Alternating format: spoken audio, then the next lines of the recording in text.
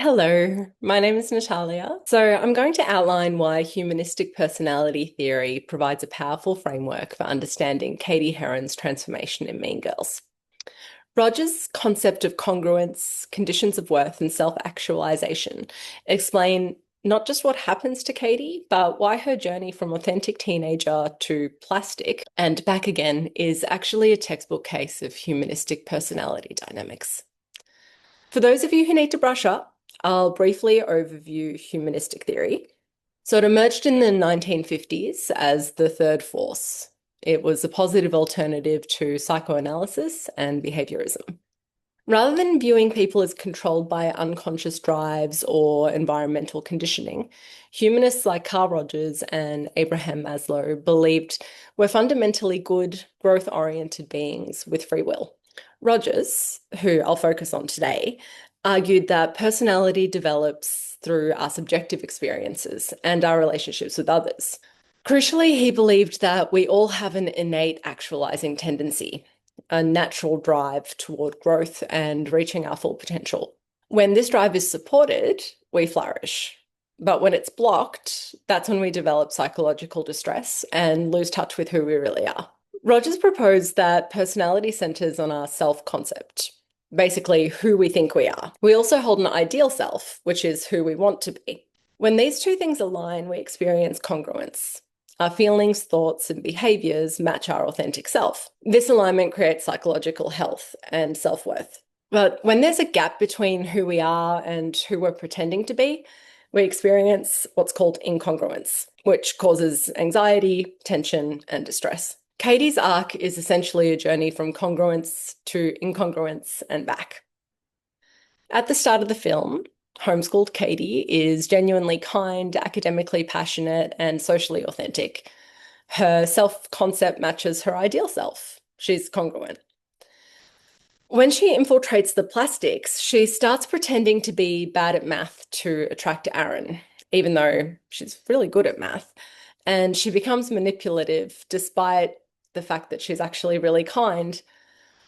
Her self-concept no longer matches her organismic experience of who she really is. The growing discomfort we see in Cady, that's an incongruence manifesting as psychological distress.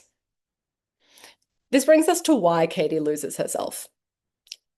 Conditions of worth. So Rogers observed that we all crave positive regard, acceptance, love, and approval from others. When that approval comes with strings attached, we develop conditions of worth, the belief that I'm only valuable if I meet certain conditions. The plastics are a masterclass in conditional positive regard. You can't sit with us on Wednesdays we wear pink. You can only like who we say you can like. Every rule is a condition of worth. Cady learns she's only accepted if she conforms. So she abandons her organismic valuing process, her natural ability to know what's authentic and growth promoting, and she adopts external values as her own. She tells herself these shallow priorities are what she wants, ignoring the visceral discomfort that Rogers would call her inner wisdom, signaling that something's wrong.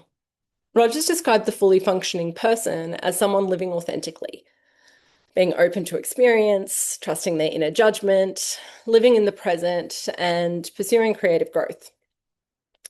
This isn't a destination, but a direction. So it's a process of continuously moving toward your potential. Cady's transformation back to authenticity shows this beautifully. The Mathletes Championship is the turning point in the film, when she chooses to compete rather than attend a spring fling. She's choosing her authentic self over fake popularity, and she's trusting her organismic valuing process again. By the film's end, Cady has regained congruence. Her self-concept, ideal self, and behavior align again.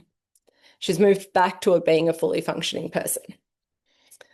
What makes humanistic theory so powerful for understanding Cady is that it explains her journey as a natural process. She didn't have a disorder that needed fixing. She had an escalating tendency that was temporarily blocked by conditions of worth. Once she regained her authentic self-concept and rejected conditional approval, her natural drive towards growth reasserted itself. Rogers would say Cady's story isn't about fixing what's broken, it's about removing obstacles so her innate goodness and growth orientation could flourish.